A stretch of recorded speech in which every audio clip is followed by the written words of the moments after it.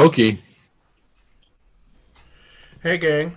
It's the Christmas season on the Canadian 80s and 90s group, and I've got our regular visitor, Mr. Dave MacMillan, here, reporting from the unofficial Canadian Music Hall of Fame, The Oakville Museum. the Oakville Museum, These which are all I my have friends. actually been in.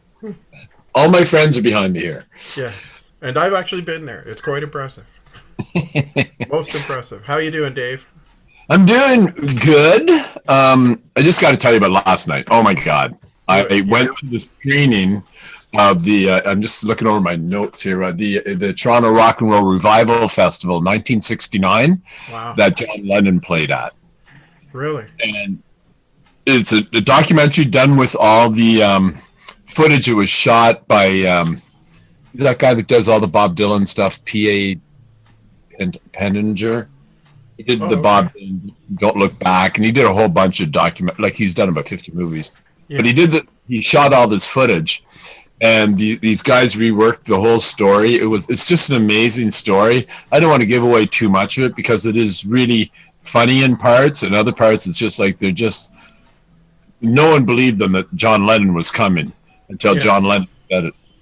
And the people who were there last night, Geddy Lee was a guest, and all he talked about it how he was on some Osley acid at it with John Rutsey Oh, he that was day. actually at that show. Yeah, and so him and the original Russ drummer were on Hmm. acid all day long, and he said the show was fantastic Right. because Jerry Lee Lewis, Little Richard, um, Gene Vincent, Billy Joel South, Chicago, Was the Hawk Alice. there?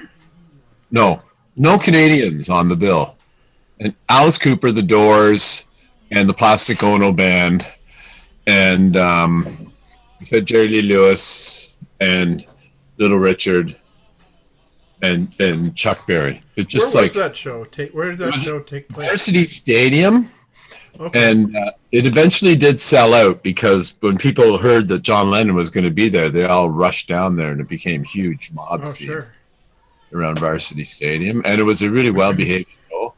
And it's so funny, there's people that are talking that they have all this footage of them in the audience. Yeah. There's tons of people that were there last night that were at that concert. This is at the Hot Doc Cinema. Yeah. It's there all week here in Toronto, and it's going to be on Crave TV. Highly recommend Oh, it. excellent. I can't wait to see it. I'm really looking forward to it. And so all I was doing is bumping into old buddies last night. I saw Greg Godovitz was there, Wow. and some of the guys that are in the movie were there. The guy that played drums with Chuck Berry, I think he was there, and it was a really really cool night and a really cool documentary. I had a blast. Oh, I It can't was- wait to see it now. I can't wait to see it come out, get out on Crave. yeah, Looking yeah. forward to it. I don't think it'll see a theatrical release down here in the Maritimes, but No, definitely have to wait to see it on Crave. It sounds like a really good documentary. yeah. I sort of like, oh boy, I hope they don't have a lot of the Yoko part. Sorry to say that.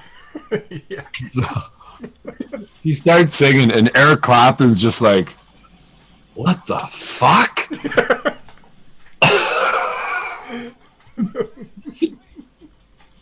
Oh my god. Well, Anyway, sounds like a so really awesome night, though. well, yeah, I went out for a few drinks with some people, and then I bumped into my daughter at midnight on the street, so I went for more drinks. I ended up getting home at 4 in the morning. Yeah, those are good nights.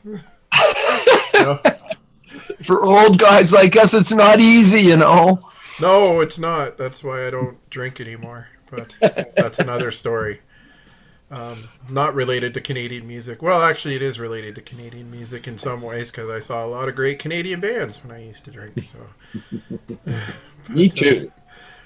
but anyway, I just wanted to make mention there was a couple of sad moments in the past little while. Your friend Al Mayer passed away. Yeah, Al Mayer was an industry builder, well respected, championed a lot of great Canadian causes and record companies' behalfs. Knew how to work the international marketplace. Right. Um, and they sold a lot of records. And he's a man that did a lot for me personally in my career, and I'm very grateful and was shocked by his passing. It was rather quick. It came on, and so yeah, Almer. And we also lost Shirley Eichard last year. Yeah, yeah. Terrible. Great songwriter and great voice and very nice person. And I liked when I saw Bonnie Raitt, and she just for something to talk about, and she's off the album. It was a pretty big hit, and she goes from the stage, just at the CNE. She goes, "I'm going to meet my best friend tonight, Shirley Eckhardt. Can't wait to meet her after the show." So, which is, it's really nice, and there's a beautiful picture going around of them together. That was a big hit for her. That really, I mean, she was making a comeback then anyway. Like with the album before that, but that song was a massive pop hit. Yeah, her. Like just really made her right up there with everybody. Like, yeah, definitely. But anyway, let's move on to what I really want to talk about: Canadian Christmas music. All right. Well, I have a little selection in front of me here. That's what I'm looking forward to. So the first one is actually in the DVD format. If you have never seen Wendell Ferguson pick a guitar, right? This is his Christmas album. It's got his great big hit, "Jesus Christ, It's Your Birthday Again." I love it. It is this guy is incredibly funny. And he won the Country Guitarist of the Year award years on end. Are you that familiar with Wendell? I know the name. I can't say I know a lot of his music. You ever hear him playing? Go see him. You will laugh your ass off. And his guitar technique is stunning, right, to say the least. And he's unbelievably funny. So that's why I like having you on this channel, because you can recommend us to some stuff we might not have known. Well, this DVD has some of my Christmas favorites on it. Santa Claus is Dead. What's another White Trash Christmas? Santa is on his way. Jesus Christ, It's Your Birthday Again. I love that one. Santa versus Jesus. Calypso Christmas. Oh yeah, this one's incredible. Because when you think about it, with the truth of it, when you dig deep into a Christmas carol, you'll find out that the melody is some classical composition.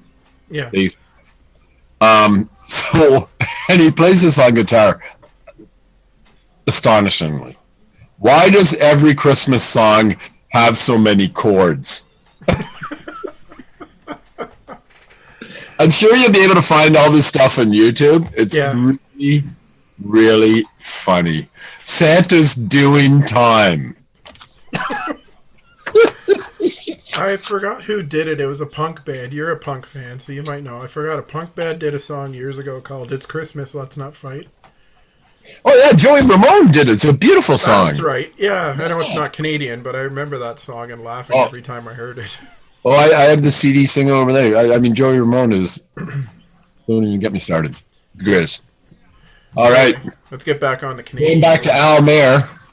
Yeah. Attic Records. It was a big hit. Oh, yes. I always tell everybody. Got run over by a reindeer. I always tell everybody on Christmas Eve, make sure the grandmas are safe. Merry Bloody Xmas. I remember that single. My parents had that. That was... There was another version of that flying around, but it wasn't by them. But yeah, I remember. That's the one I remember. Yeah, I think that R. Brooks wrote it, so maybe he had it out first. Yeah, you can't mention that. Yep, that's a good one. And then it's a nice Blue Rodeo album. Oh right, yes, that's a great Christmas album. Yeah, and has those positive Greg Keeler songs like "If We Make It Through December." The Merle Haggard song. Oh, is it? Oh, God. Yeah, Really? that's a Merle Haggard song. Oh, never mind then. Sorry about that. No, but I mean, yeah, they do a good job of that. I was just playing this the other day. It's a nice collection. But even better is this astonishing musician. Oh, yes. Yes, Matt is one of the most amazing singers and blues players I've ever heard, but his version of Spirit of Christmas is one of my favorites. Ah, that Spirit of Christmas. He's very big down here in the Maritimes, being from New Brunswick, and just what a talent. What a talent. Yep. Yep. And I was very privileged to be able to work with him when I was at True North Records. Can't go without mentioning, I think our father and An Orphan's Christmas. Well, that is our man, Stompin' Tom. Yep. Orphan's Christmas. One of the best Christmas albums you'll ever buy. Merry Christmas, everybody. Yep. But that Orphan's Christmas is just about one of the saddest Christmas songs ever. It is. Yeah. It's sadder than Bob Dylan's Christmas album. Did Tom ever sing those songs live if he was playing at Christmas? I don't know if he ever did sing any of those songs. No. But I have really, really nice memories of being at Tom's at Christmas time. I went there a lot. Yeah. We'd be there a few days before Christmas and celebrate, and I'll give him a table saw or something like that. And we had a good time all the time. And he's given me wonderful presents too. But oh, for sure. Just a little CanCon video there, partly CanCon, but oh yeah, yep. The tongue on the pole scene that was done in St. Catharines, Ontario, if I'm not mistaken. So I just have a few others in my collection that I kind of have. Is it's not like I mean, I like Susan's more. That's actually her second Christmas album, Susan the Glue Carts. Oh, really? Okay. Yeah. But this doesn't complete. The lunch at Allen's, Zuzu's Petals. Okay. But this is kind of neat. But it's a lot. Oh my God, Natalie McMaster and Danelle. Oh right, Danelle Leahy. Yeah, the Christmas. Well, she did a song on one of her albums with Alison Krauss called "Get Me Through December." I don't know if it's considered a Christmas song, but I kind of do. Who did? Natalie McMaster, yeah. Oh, Get Me Through December. Yeah, wow. Alison Krauss sings the song, and she plays the fiddle on it. Oh, wow. So, I don't know if it can be considered a Christmas song, but the December thing makes me think it could be. So it's sort of like one of those die-hard decisions about being a Christmas movie? Okay, I get it. Yeah, same with, not Canadian, but Counting Crows song, Long December. And something like Winter by Joni Mitchell. Yeah. I mean, there's Winter by the Rolling Stones. That's the closest they get to and then Christmas. Gordon Lightfoot's Song for a Winter's Night. I don't know if that's really a Christmas song, but I would play that at Christmas time too and get a Christmas feel from something like that. You can't go without mentioning Bob and Doug's Christmas. 12 Days of Christmas. I mean, I don't even sing the real version anymore. And a beer. And I've got one here for you. Oh, yes. I never actually listened to that one. It's quite good.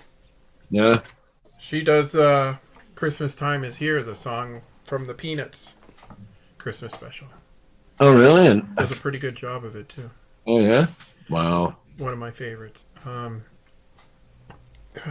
Did you ever go to one of those Andy Kim Christmas concerts? No, I've never been to those. Because that's usually a pretty good Oh, yeah, it's incredible. They raise tons of money, too. Yeah, it looks like it'd be a really good show. You get some really good friends out there with them, and yeah, it's at Massey Hall now.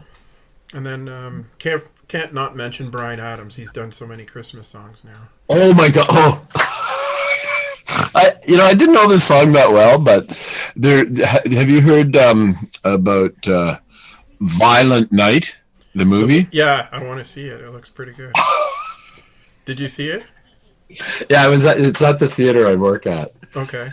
and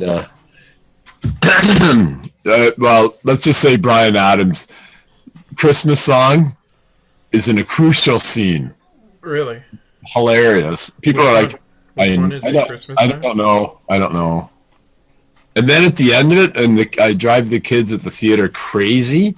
At the very end of the movie, when the credits are running, Slade, and the biggest selling Christmas single of all time in the UK.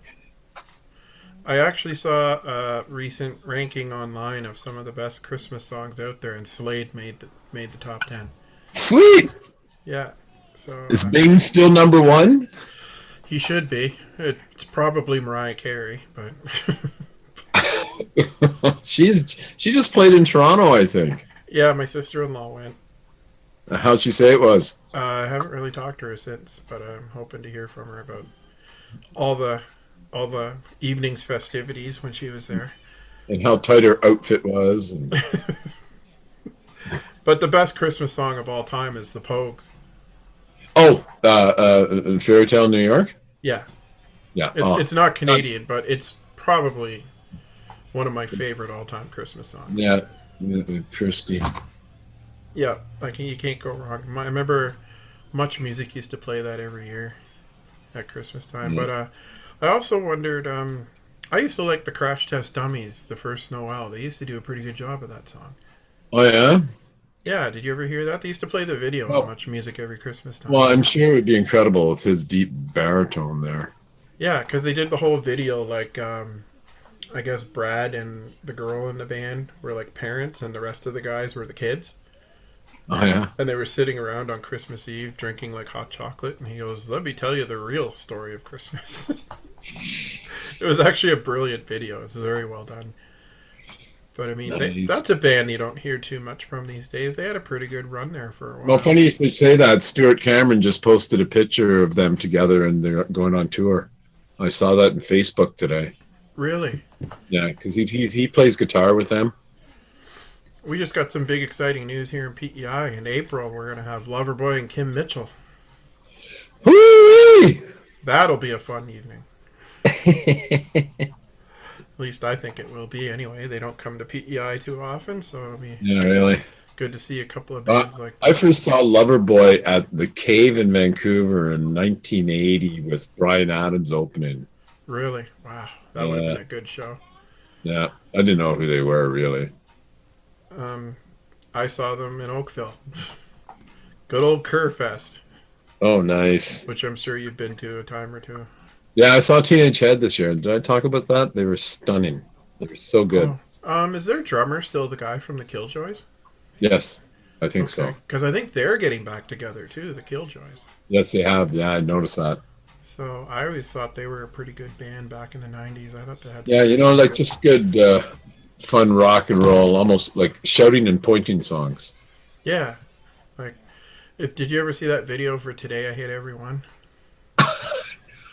Probably at the time. One of the best videos I've ever seen. The little girl going down the road on her tricycle, just with this absolutely pissed off look on her face. Like it just. Oh, I kind of remember that. It describes it gives the song the actual meaning when you see that. It's absolutely hilarious.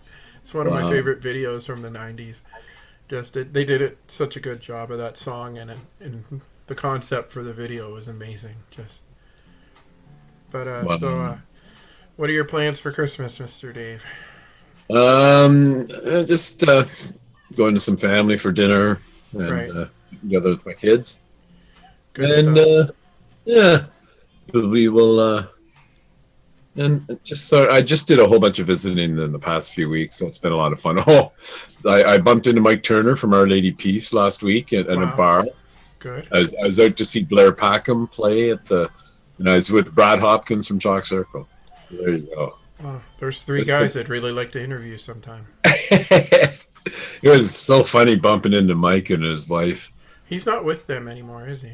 No, but he did a few gigs with them the past summer. Yeah. And And I said, "Hey, I saw you were with that band you used to be in." He owns a motorcycle shop now. Oh, okay. Yeah, he got out of the studio business. Right. But he's such a great guy, and he is unbelievably funny. Is he? Yeah. Yeah. I remember seeing them open for Van Halen in the 90s.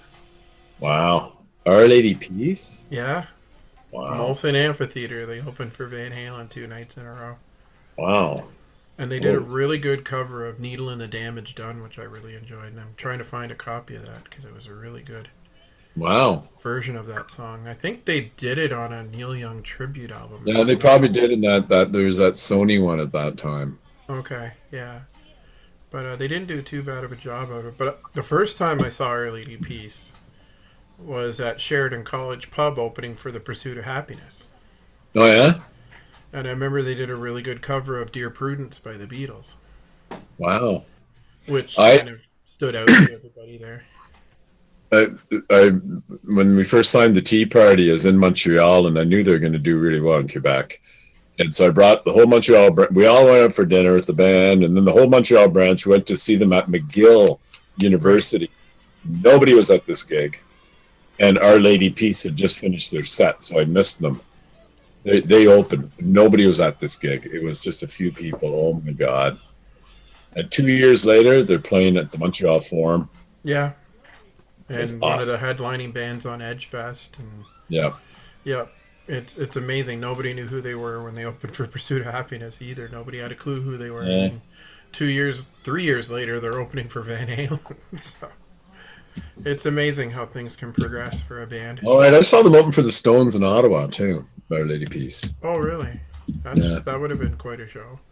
That Bigger Bang show tour.